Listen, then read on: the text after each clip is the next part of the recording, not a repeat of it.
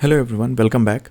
Now once you see like your model has been trained and you have got the best fitted model, right? Best model which is listed over here. Okay.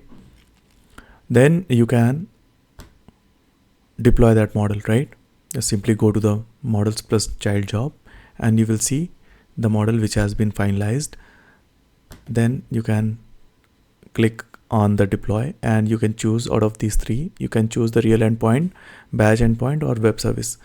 Okay, so deploy the model to a web service, deploy the model using the real endpoint. Okay, so we are going to get the endpoint, REST endpoint, which we are going to consume in one of the wherever we want. I mean in the collab file, of course, or any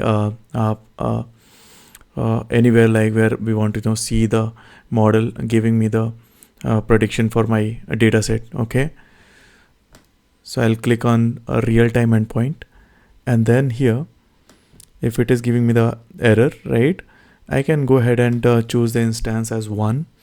Okay, and I can go with this 2 core 8 GB. Okay, so there are 4 cores, CPU cores are allocated, right, for the account which is kind of running on the free credit of $200, right? You can also opt for pay as in go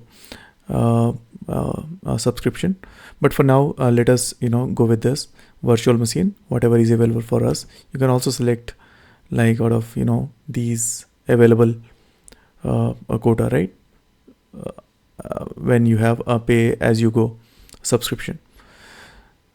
So these are the available VMs resources available where you want to deploy the model. Okay, now I can choose the endpoint as WS a demo or whatever, right? And then I can simply deployment also I can go with the same. I don't want to make any change in the endpoint or the deployment name. Then I will simply click on the deploy, and here it says the message that your deployment is being created and you will be redirected in a moment to track its progress. All right.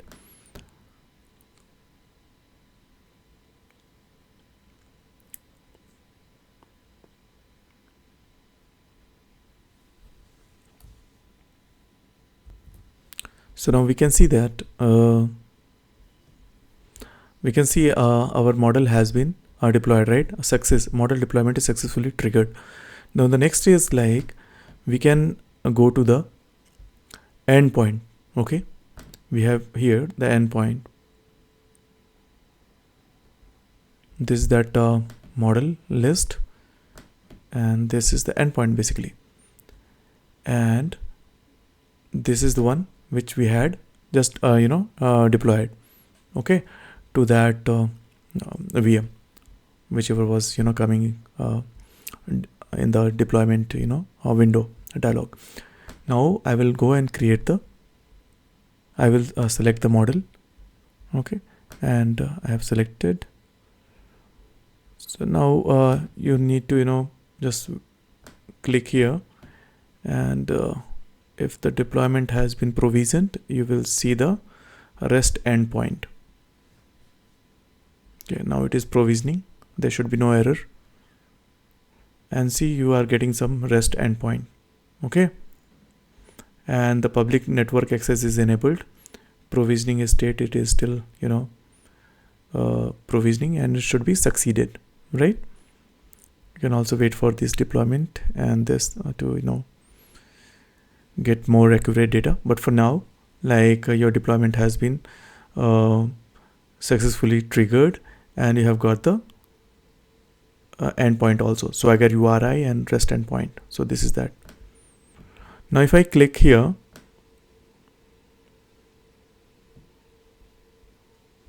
Azure ML based token, and we can see the authentication type as key based, Microsoft, and Azure ML token based. Okay, so if I go and update here, so whether it will be able to update without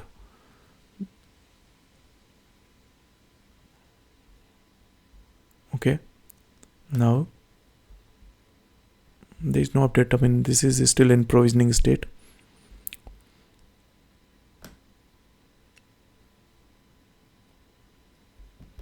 If I select this Azure ML based token,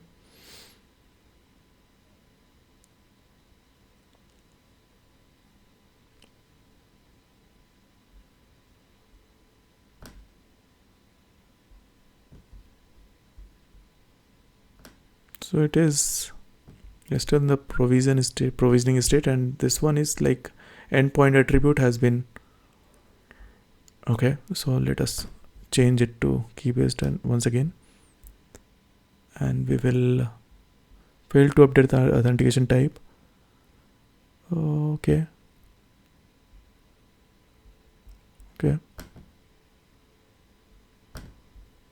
We'll cancel it and refresh.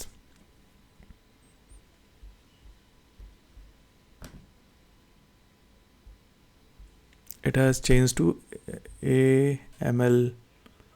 Okay, Azure ML token.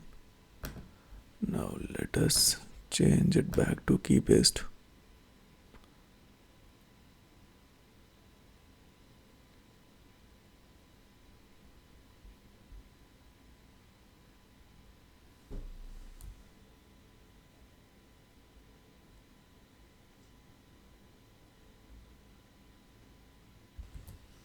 So you can see once this provisioning is changed to succeeded, right?